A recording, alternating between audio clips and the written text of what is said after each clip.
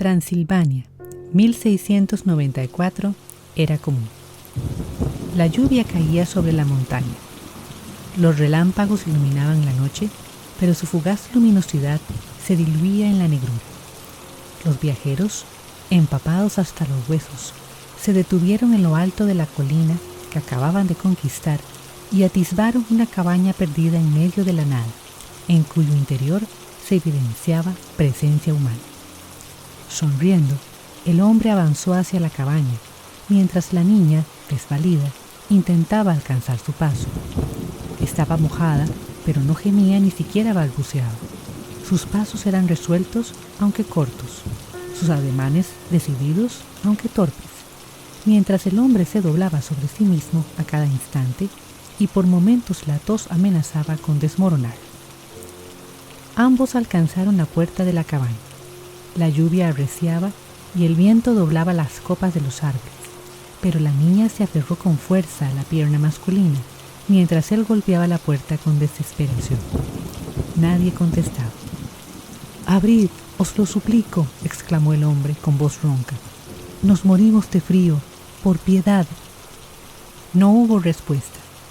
El hombre gimió impotente mientras otro acceso de tos desbarató su precaria firmeza, y la niña, aún aferrada a su pierna, lo miraba con tristeza. Por un momento, el silbido del viento se convirtió en rugido y la lluvia azotó sus capas empapadas. No había más sonidos en el exterior que la furia de la tormenta, pero en el interior advirtieron el sonido de pasos inciertos, de alguien que pugnaba por vencer su miedo al mismo tiempo que temía ser objeto de algún atentado traicionero. El hombre volvió a tocar, pero agobiado ya por las penas y la debilidad, hubo de hincarse al lado de la pequeña y apoyarse en la puerta para no caer, mientras apenas resistía. La niña lo miraba con ojos cargados de pena. No eran ojos de niña, aunque su cuerpo lo fuera, y en su tristeza se adivinaba la comprensión de un futuro incierto. Cuando la puerta se abrió, el hombre yacía sobre los maderos del porche y la niña acariciaba su cabello escaso con una manita cariñosa y en extremo delgada. La mujer que se perfiló en el umbral la miró espantada y al momento se arrodilló al lado del caído. Otra mujer mucho mayor se asomó tras ella con el rostro compungido y los ojos agudos y denegó en silencio con la cabeza. «No pierdas tu tiempo, Ilona», dijo con la voz gastada por los años y los pesares. «Ha muerto». Ilona, dueña de una larga trenza y cubierto su vestido por un delantal, asentía mientras tomaba con manos temblorosas a la niña. «Cielos, mi pequeña», susurró en tono apesadumbrado. «¿Era tu padre?» La niña asintió en silencio, mirándola con aquellos inmensos ojos azules, límpidos y a la vez profundos. La mujer suspiró como si la comprendiera, y al instante entró a la niña y arrastró como mejor pudo el cuerpo inerte del difunto hacia el interior. La anciana cerró la puerta, y los sonidos de la tormenta se transformaron en ecos furiosos pero lejanos. «¿Qué haremos, madre?», murmuró Ilona, contemplando con desconcierto al muerto. «No podemos dejarlo aquí». «Mañana buscaremos al sacerdote», dijo la anciana en tono grave. «Él sabrá qué conviene. Pero la niña, no podemos tomarla con nosotras. Ya nos ocupamos del pequeño Francisco». La anciana asentía, mientras miraba con ojos agudos a la niña silenciosa, quien solo tenía ojos para su padre muerto. «Lo sé», susurró con voz extraña.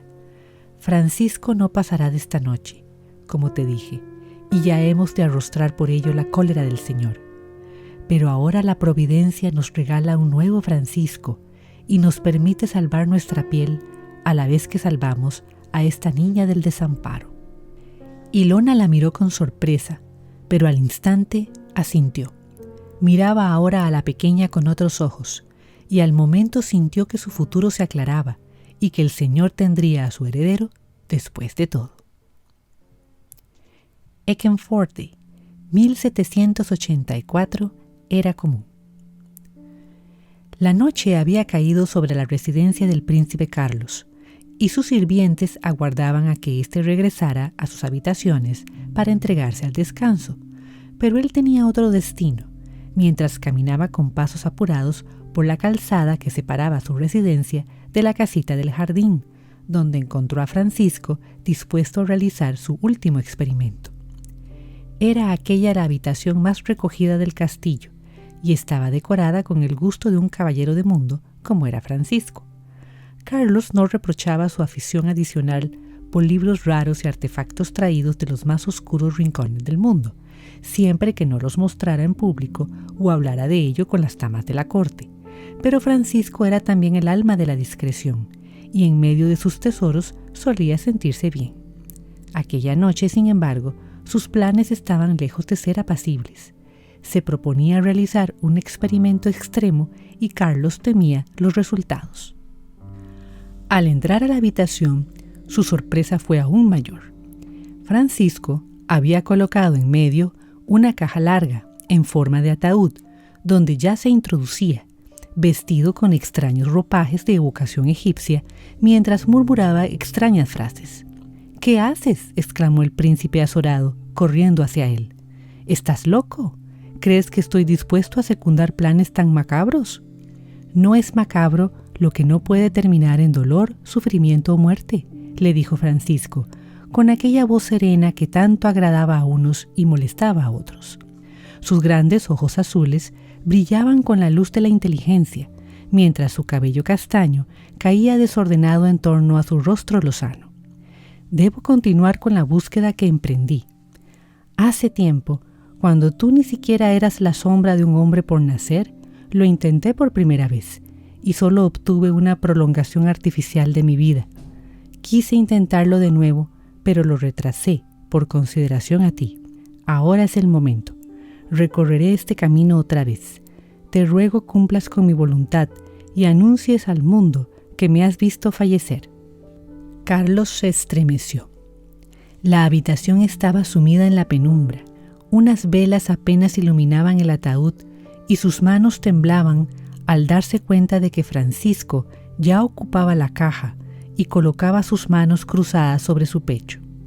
«¿Qué he de hacer si, abierto el ataúd, en efecto estás muerto?», susurró con voz temblorosa. «Habrás de agradecer a la vida la oportunidad que te brindó al conocerme, y habrás de alegrarte por mí, pues habré cumplido con mi cometido», contestó Francisco, mientras cerraba los ojos. Carlos asintió sobrecogido. No se atrevía a discutir con él ni a intentar convencerlo de abandonar aquella locura, pero también temía no verlo más por culpa de su obediencia. Con manos temblorosas cerró el ataúd y gimió. Al día siguiente lo enterraría y anunciaría al mundo que el conde de Saint-Germain había fallecido en su residencia. Princeton, 1962, era común. En medio de una mañana ventosa, el joven se sentó en una banca, mirando las hojas bailar en el aire, mientras en su cabeza rebullían ideas extraordinarias. El entorno universitario, tan ajeno a su último viaje por tierras extrañas, calmaba su espíritu, pero a la vez favorecía su febril actividad mental, por la cual recaía en las mismas preguntas angustiantes y en los mismos terrenos sin respuesta. Otro joven se sentó a su lado, mirándolo emocionado. Iban ambos vestidos de manera elegante, símbolo de su procedencia de alta clase social y fina educación. «¿Qué te pareció, Francis?», preguntó el recién llegado. Apenas superaba los 20 y su sonrisa era limpia. «¿No es más certero que tus sabios extranjeros?».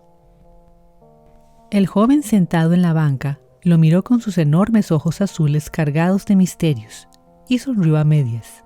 Su piel lozana, sus maneras ágiles, su paso elástico no parecían coincidir con su mirada profunda, que muchas veces parecía tan antigua como el tiempo. «Mis sabios extranjeros son certeros en cuanto al pensamiento, Jason», aclaró con voz serena. El problema era encontrar un método que hiciera reales sus teorías. «El profesor Wheeler me ha impresionado», añadió en otro tono, entornando los ojos mientras miraba pensativo su entorno. Sus teorías sobre los agujeros de gusano podrían llevarme por el camino que tanto anhelo hallar. ¿Seguirás estudios de física bajo su tutela?, preguntó Jason, aún más emocionado. Con tus conocimientos y lo inteligente que eres, ¿imaginas cuánto podrías saber a su lado? Sí, murmuró Francis, ajeno quizá a los planes prosaicos de su amigo. Pero es teoría. ¿Habrá sido un agujero de gusano lo que se interpuso en nuestro camino? ¿Y cómo podría hallar otro o inducirlo? Jason parpadeó asombrado, como siempre que Francis se perdía por extraños terrenos de pensamiento. ¿De qué hablas? ¿Inducir agujeros? Hablamos de física teórica. Francis se volvió hacia él sobresaltado, como si hubiera olvidado su presencia, pero luego sonrió animoso. Por supuesto que son teorías, convino con acento tranquilo. Sí, me inscribiré en los cursos de física y estudiaré más de cerca estas interesantísimas elucubraciones. ¿Qué te parece, entre tanto, si vamos a la cafetería de Rick? Estoy seguro de que encontraremos a Peggy y a las otras allí. Jason se animó ante aquella mención y de un salto estuvo de pie. Francis lo siguió con una sonrisa indulgente, mientras pensaba en aquellas poderosas teorías que acababa de escuchar del insigne físico y del tiempo que aún tendría que transcurrir antes de que alguien las convirtiera en realidad, porque quizá así hallaría de nuevo el camino. Shanghai, 2094, era común. La noche había caído sobre la ciudad. Rodeado de la segura comodidad de su vehículo liviano, que viajaba veloz sobre los carriles magnéticos en medio del silencio, Zhu Liang se frotaba las manos y sentía un escalofrío recorrer su espalda, como siempre que anticipaba encontrarse con ella. No era un niño ni sentía como uno. Hacía mucho tiempo que había abandonado toda idea del amor, pues su pasión estaba en la ciencia, y sus deseos primitivos solían satisfacerse con una sola noche de cama. Pero cuando la conoció, su percepción de la vida cambió de manera violenta. Ahora se sentía nervioso y emocionado a la vez, admirado por su vasta sabiduría y excitado por su belleza, y sobre todo, intrigado por su misterio. ¿Por qué lo habría llamado aquella noche? No podía suponer ninguna razón aceptable, y ahora que su vehículo se detenía frente al edificio en forma de aguja que albergaba su piso, sintió que su corazón bombeaba con más fuerza y a mayor velocidad. Liang subió la breve escalinata que antecedía la puerta principal, y luego de pasar el arco de seguridad, donde fue examinado minuciosamente, entró al elevador que lo succionó en un instante y lo colocó de frente a la doble puerta de Francesca. Apenas entró, caminó apurado hasta llegar al salón de estar, desde donde era posible admirar la extensión de la ciudad. En un sofá de mullidos cojines se hallaba Francesca. Liang se detuvo a pocos centímetros de su mano, que descansaba sobre el brazo del sofá, y sonrió con timidez.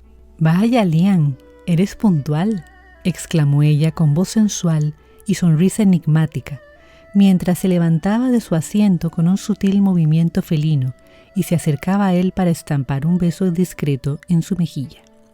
Aquel gesto siempre lo perturbaba, pero sonrió aún más complacido, mientras admiraba en silencio la espléndida silueta femenina, apenas cubierta por un pequeño traje de 2 piezas que poco hacía por vestir de verdad a su dueña, y sus cabellos castaños, largos y abundantes, tan a tono con su rostro lozano y su mirada azul cargada de significados.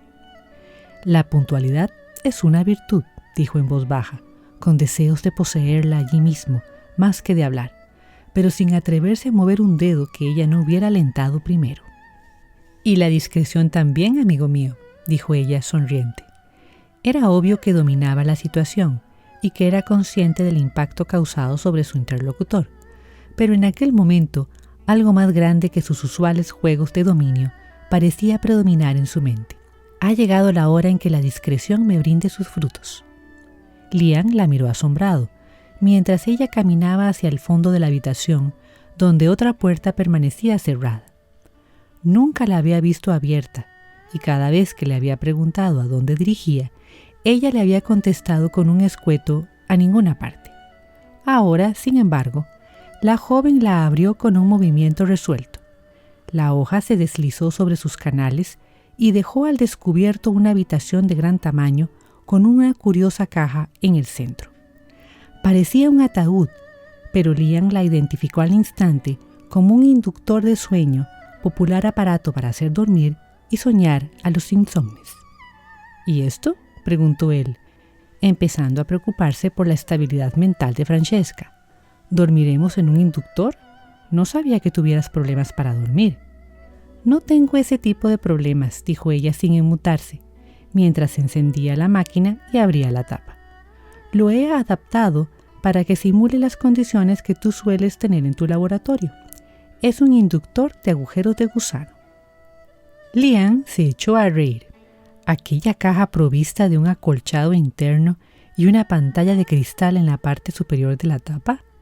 Vaya chica rara, siempre la había considerado madura para su edad, lo cual había sido atrayente para él, pero con aquella ocurrencia parecía que Francesca sí tenía los años juveniles que ostentaba.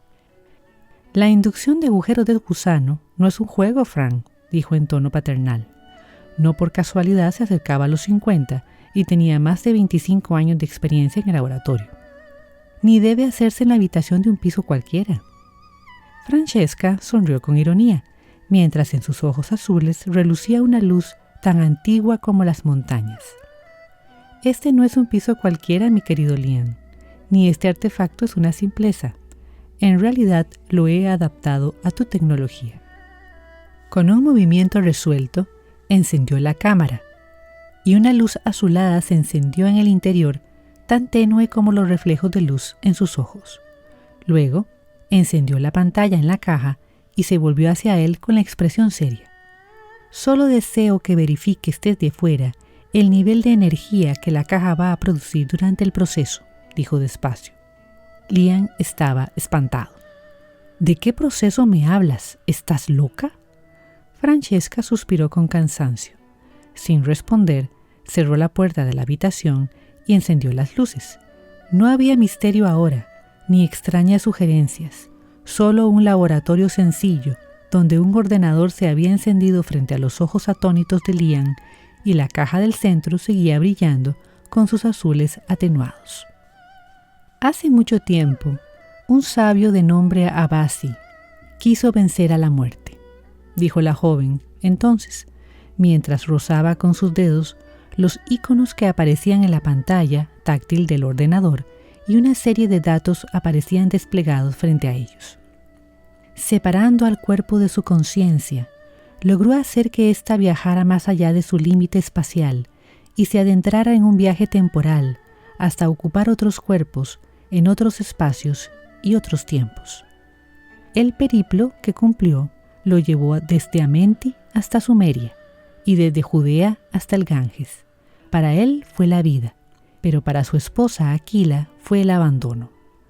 Cuando regresó, ella había muerto.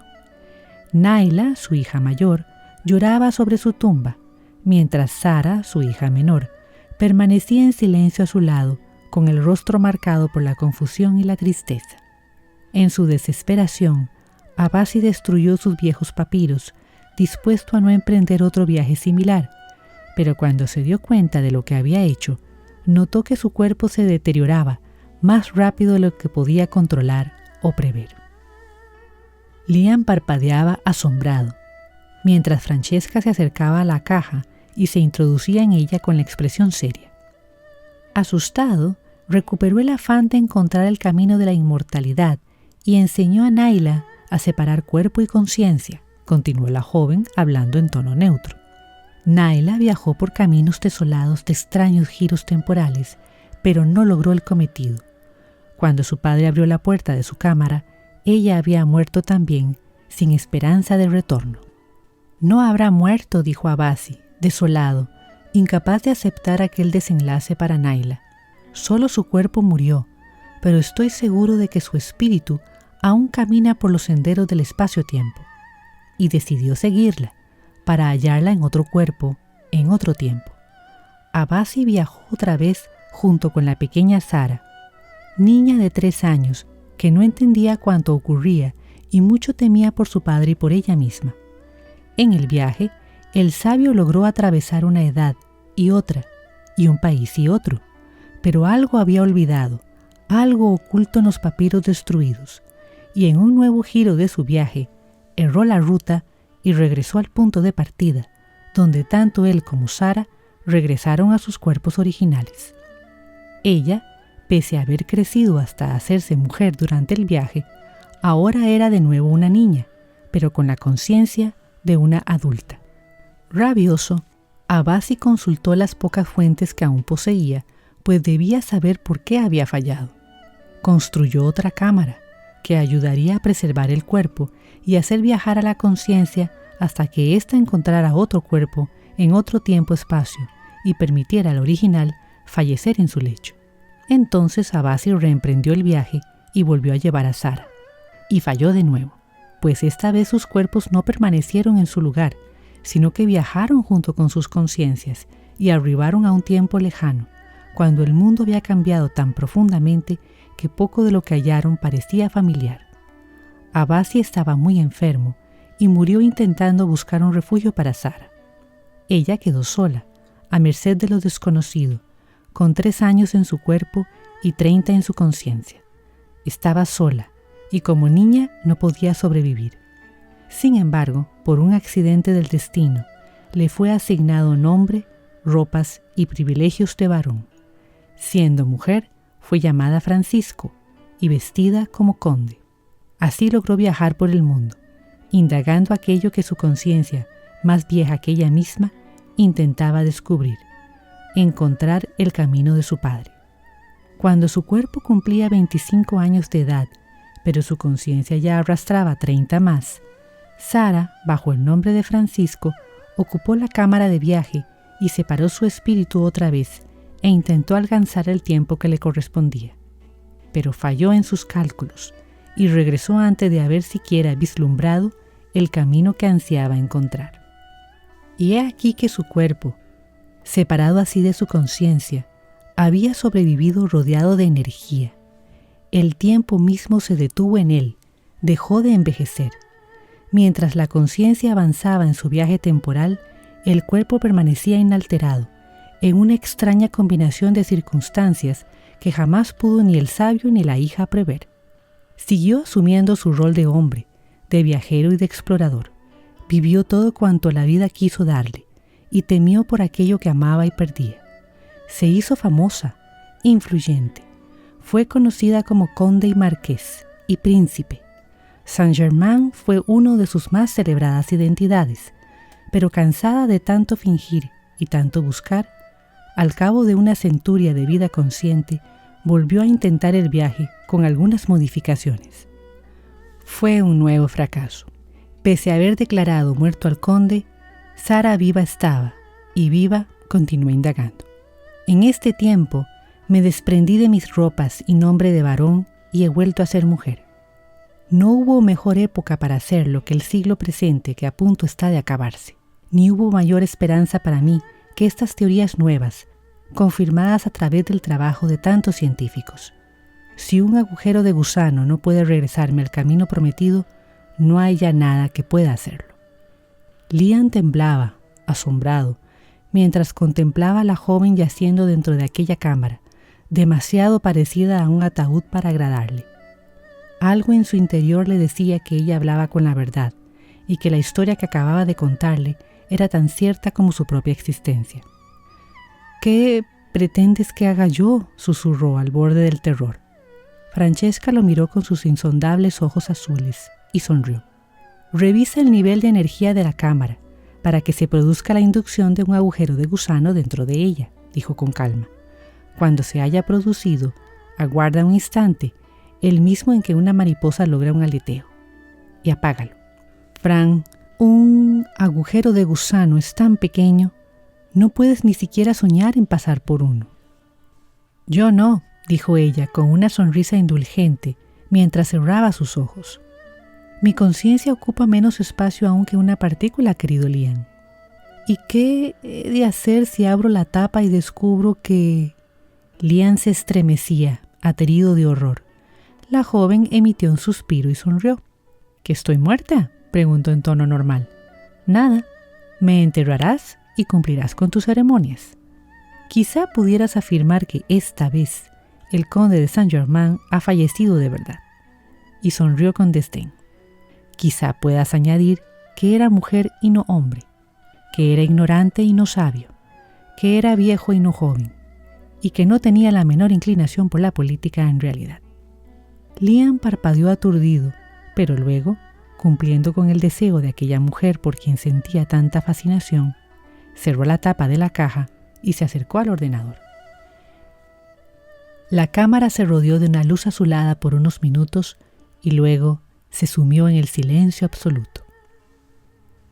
Memphis, 2120 antes de nuestra era. La niña abrió los ojos azules con un estremecimiento. Por un instante se preguntó dónde estaría, pero entonces una interjección colérica la hizo incorporarse con sobresalto. Estaba en la explanada de piedra, al abrigo de la hermosa residencia de columnas blancas, mientras una brisa vespertina traía hasta sus oídos los ecos del Nilo, que tan perezoso discurría al otro lado. Frente a ella se hallaba su padre, carcomido por los años, vestido con su túnica blanca, mientras murmuraba frases rituales y preparaba el interior del sarcófago para realizar el viaje. «¡Papá!», gritó ella, saltando de la banca de piedra donde yacía. «¡No!». Era pequeña, tanto que apenas se elevaba del suelo. Sus cabellos estaban ensortijados y eran castaños, como habían sido rubios los de su madre extranjera, y se movían libres en el viento, mientras ella corría hacia el hombre que acomodaba el interior de la caja maldita. «No resultó, papá», gritó en su lengua original, aquella que casi había olvidado. «Es hora de partir, Sara», dijo el hombre, quien sin oírla la levantó en vilo y la depositó en el interior de la caja. La niña protestó otra vez sin éxito. El padre se introdujo en el sarcófago junto a ella y cerró la tapa. El viaje había comenzado de nuevo por el mismo camino.